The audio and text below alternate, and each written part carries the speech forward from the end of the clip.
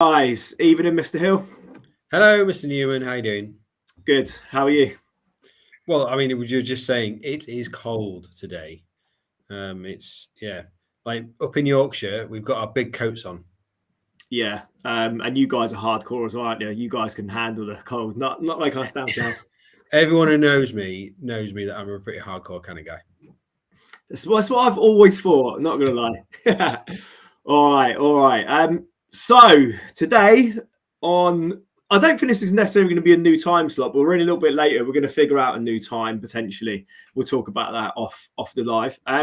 So guys, look, we're going to talk to you about how to stop your feelings from sabotaging your health and fitness goals. Just quickly before we get into that, this isn't saying that you shouldn't feel anything or be in touch with your emotions or how you feel. You absolutely should be.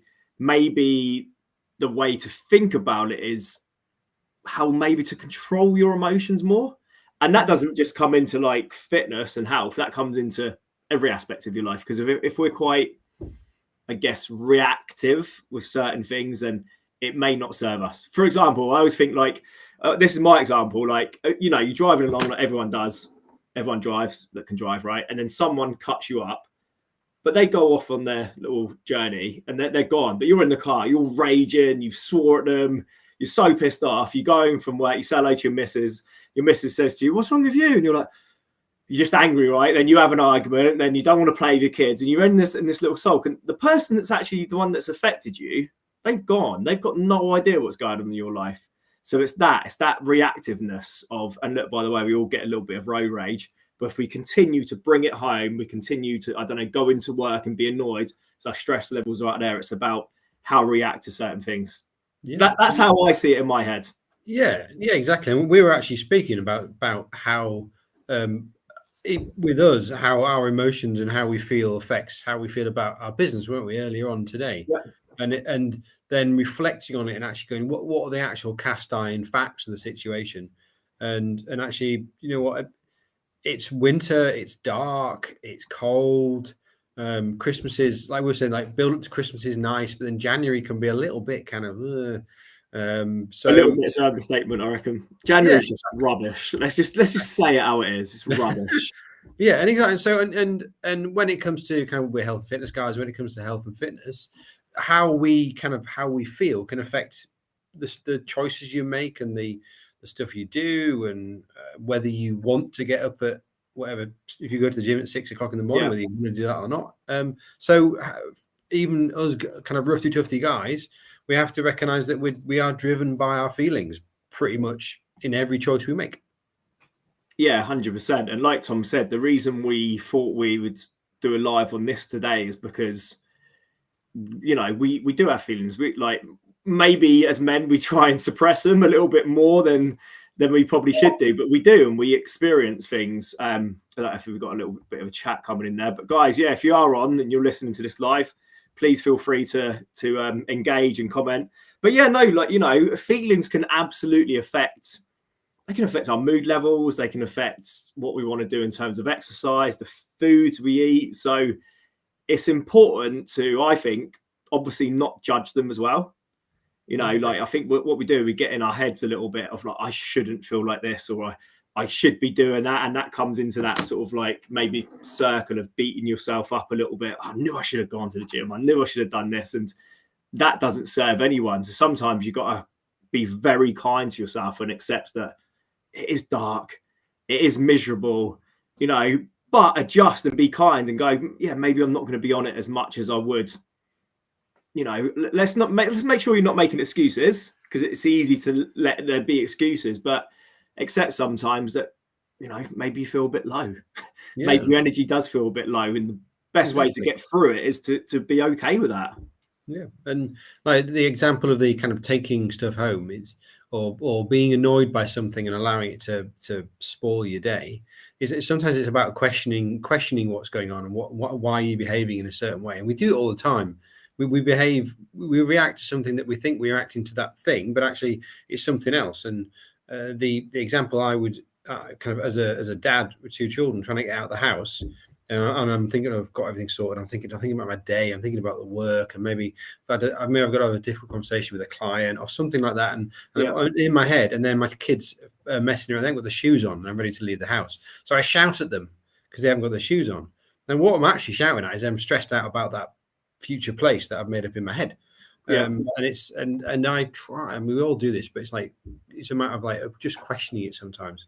And I suppose in terms of health and fitness, what do you think that is one of the things that people should think about when they're maybe not getting the result they want? Maybe I think if let's just say what are we now, 18th of January, and we're quite into January. I'm sure there's lots of people that have had some New Year's goals, and I don't know.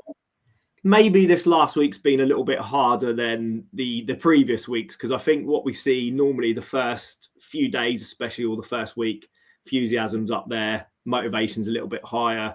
You've gone to the gym, you've I don't know, had a good week, you lost some weight. Maybe when it comes to about this period, about 3 weeks in, the motivation dips a little bit. Yeah. The discipline's probably not quite there as much. Maybe the weight loss has slowed down a little bit. It can be a bit frustrating. I think what's really important is to recognize that you've done really well the last 3 weeks. Yeah. So if you haven't, for whatever reason, seen the results as much, or it's getting a little bit harder, take the time to reflect.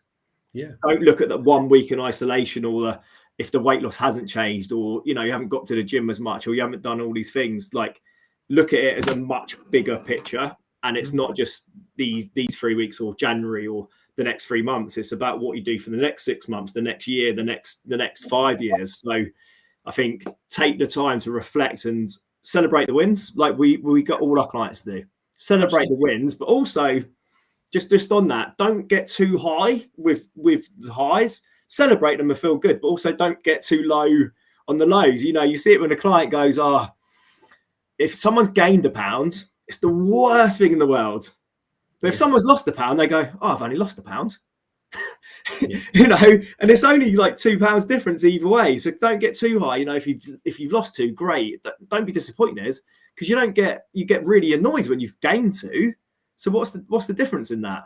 Yeah, it's a funny one, isn't it? And I think you're exactly right. Reflecting on things that have gone well, and think about if you've got up in January and you've joined a gym and you've been a few times, you made those changes. Kind of celebrate those things. Give yourself a little bit of a pat on the back, because that's a great start, isn't it? It's you've 100%. Made a start, and you're moving on.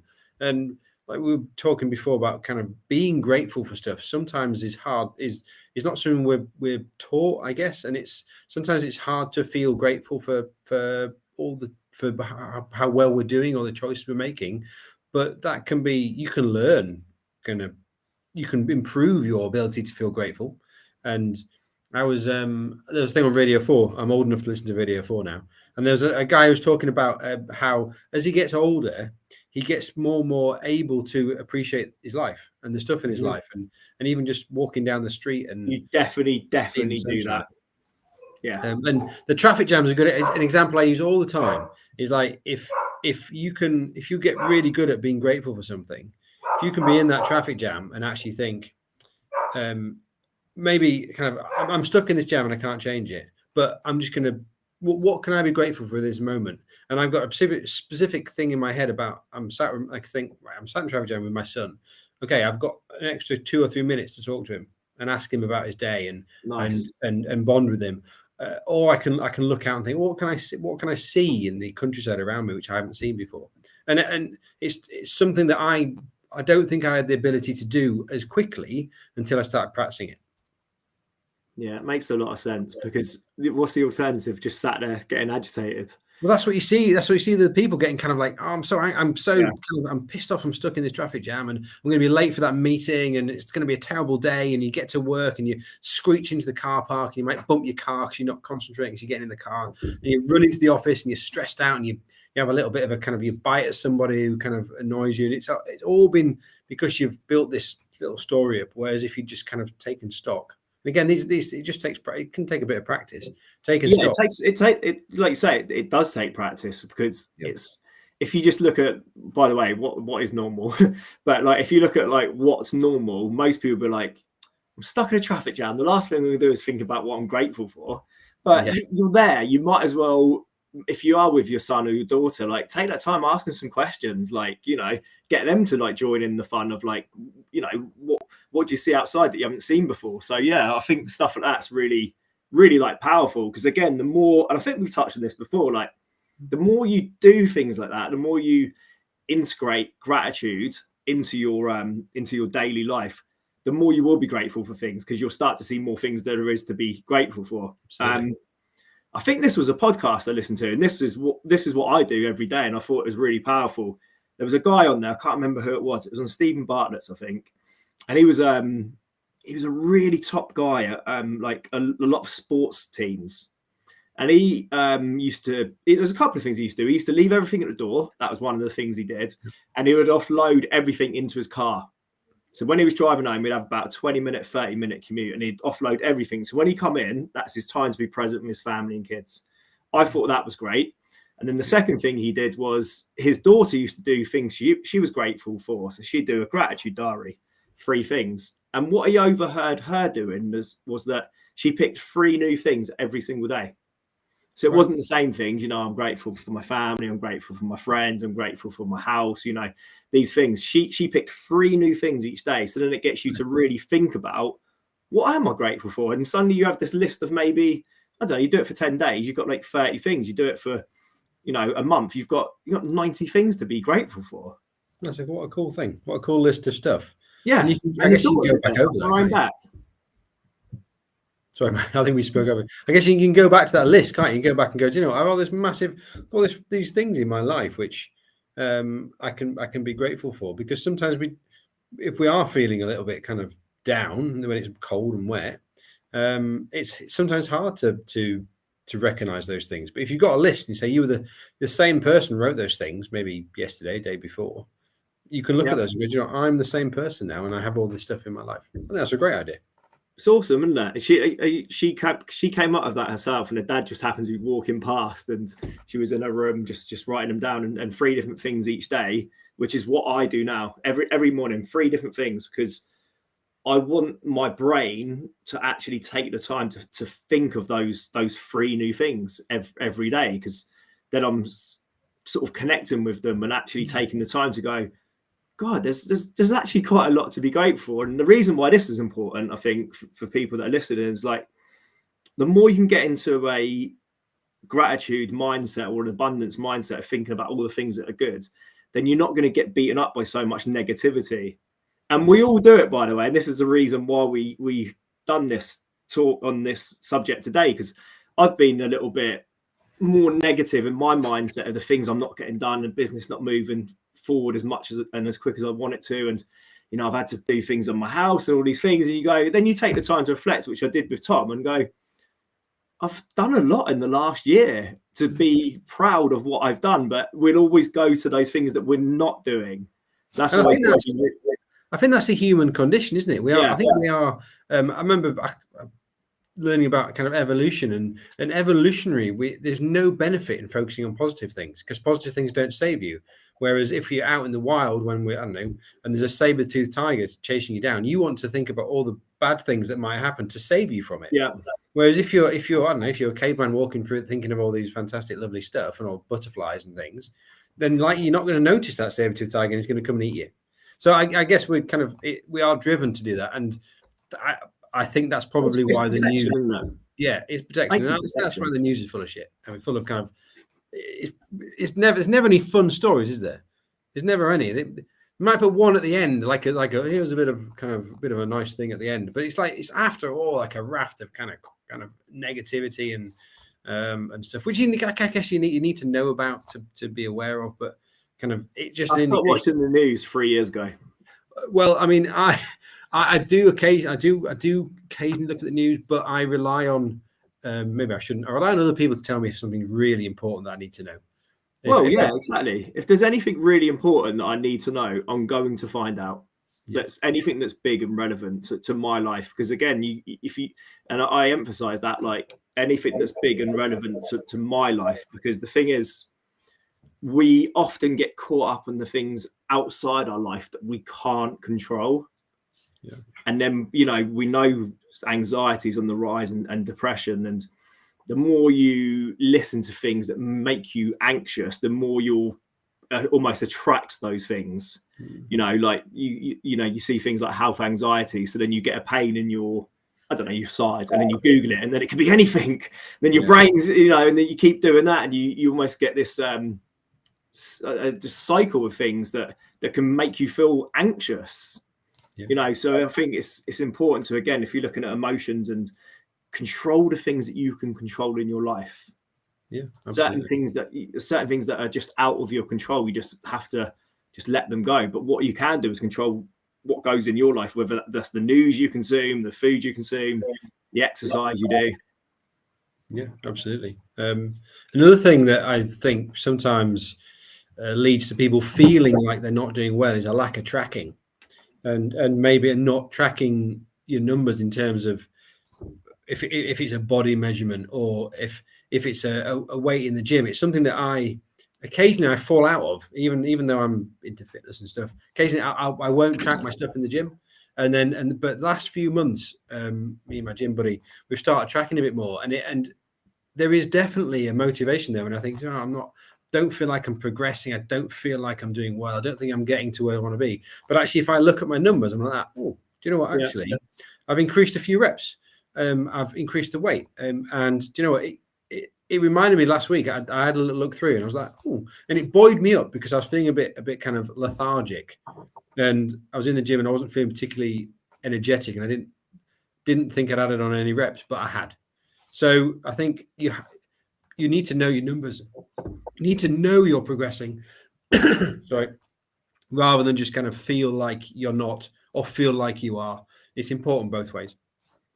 Yeah, and I would look at it as like, we love that saying, what gets measured gets managed. Anyone that's been in a Tim Drummond program knows that. And it's true. Like the things that if you can measure progress, you're much more likely to manage it, whether that's tracking your weight, your measurements, photos, your workouts. And it also feels good, if you get to a Friday and you go, I've had 3 workouts this week, and you see it on some sort of tracking device.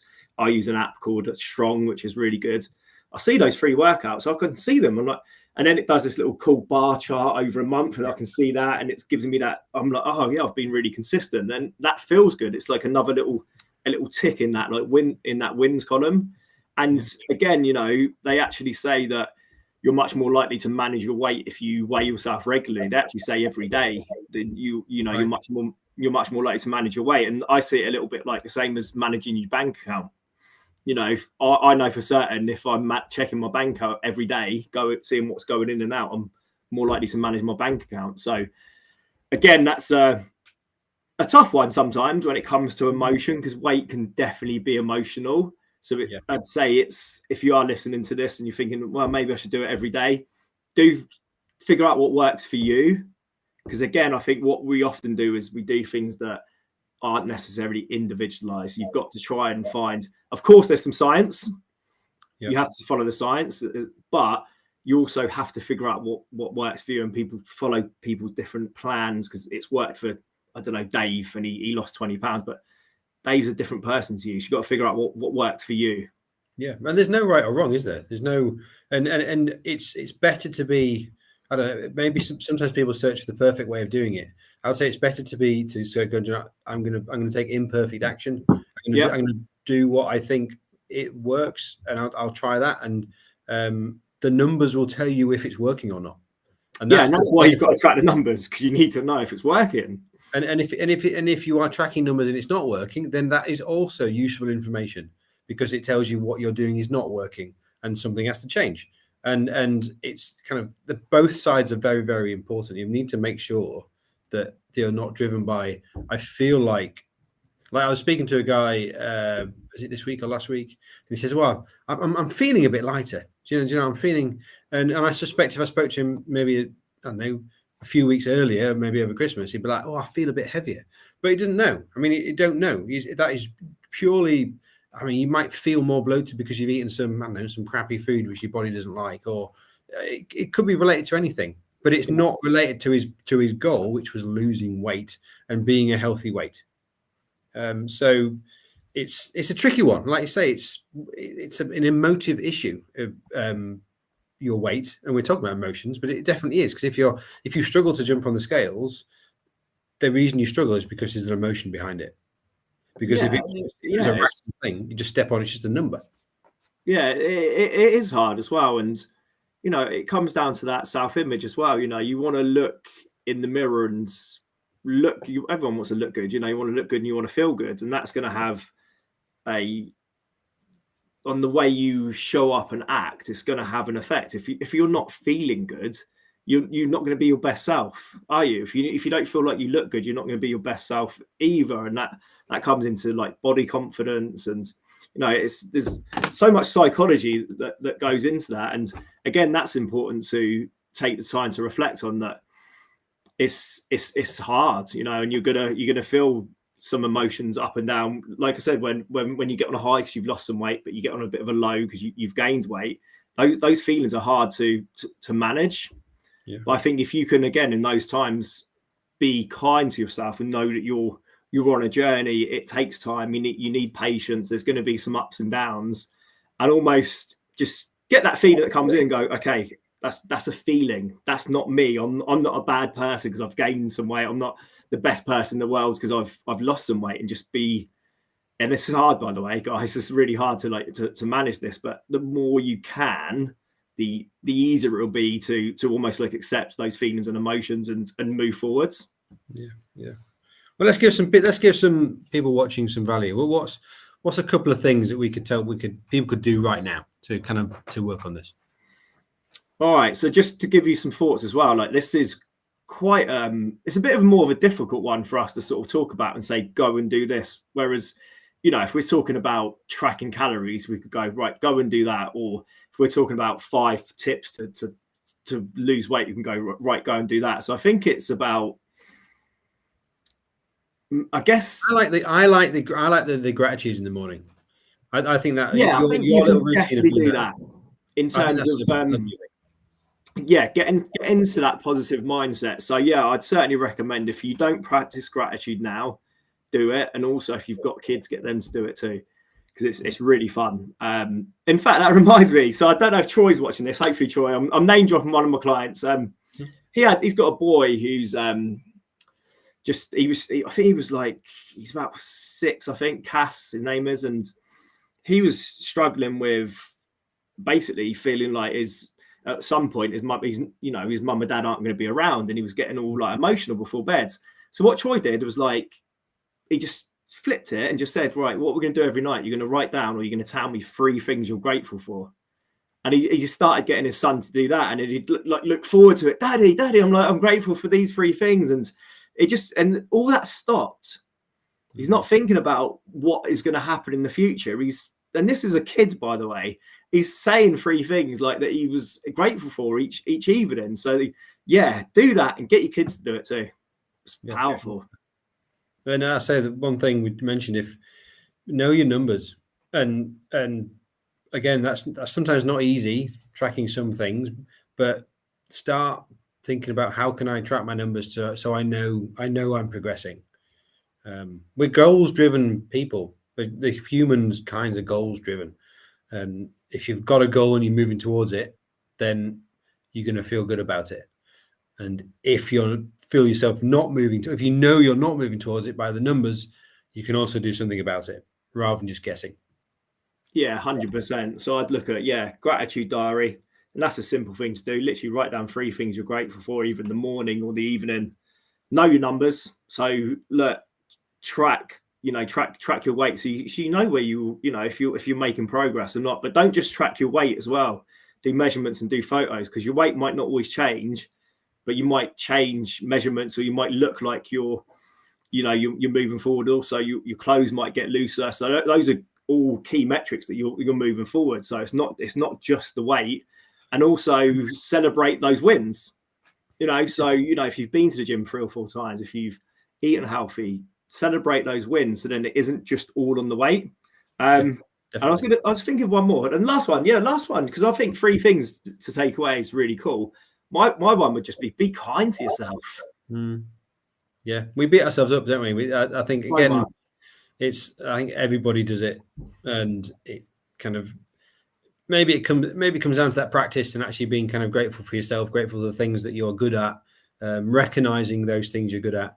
Something that I ask my clients a lot is right at the beginning is kind of tell me one thing you're really, really good at. Tell me one thing you're awesome at that better than everybody else. And we all have something, don't we, that we're good at. And sometimes that can be hard. Sometimes people go, But if you said, tell me something you're not good at, straight away. Yeah, probably 10, like 20. pen things as well. Yeah, exactly. I think there's a little bit of us is like an English thing as well. We never like to admit we're good at stuff. We're just like, so like you'd win like I don't know. I'd imagine us winning actually win the World Cup once, and our celebrations would be like muted. Oh yeah, we won the World Cup. I hope they wouldn't. Not like the Argentinians who basically partied for about 2 weeks. We're just like, you know, I think we're just a little bit like that as a nation. Whereas we should fucking own our wins. Yeah, definitely. Anything else to add? No, that's it. I'm gonna say just even us guys recognize that we're driven by emotion and take a bit of time out just to question it sometimes, not judge it, just think, why am I acting this way? Is it a reality, the reason I'm acting, or is it something else? Am I kind of beating myself up too much? Again, it's just about questioning it and just trying to raise that awareness a bit. Yeah, nice. Yeah, nothing to add from me. I think again we see it, especially with clients, and I'm always saying, so like, do you think it'd be more beneficial to you if you were just a bit kinder to yourself? And they always like laugh a little bit, and yeah, I do beat myself up a little bit, don't I? I'm like, well, what do you think? They're like, yeah, I do. All right. Well, do you think it'd be more beneficial? Yeah, I would. Like, it's just that same conversation. They're always like, yeah, I would. And like, I know I'm guilty of it as well, but it doesn't serve anyone. One thing I'd say, just the last thing though on that, is like, doesn't mean you let yourself off. You know, there's being kind, but there's also knowing there's certain things that you should be doing and stepping up that you'll maybe not be doing, or you could be doing. So be kind, but also don't let yourself off, because you need to move forward as well. Absolutely, man. All right. Again, as always, we appreciate any likes, comments, feedback. We'll go live again at some point. We'll think of a subject, but if there's anything you want us covering, just post in the comments and we'll be happy to talk about it. Yeah, let us know. All right, my battery's about to die. All right. Cheers, man. Cheers, everyone. Bye. Cheers, Bye.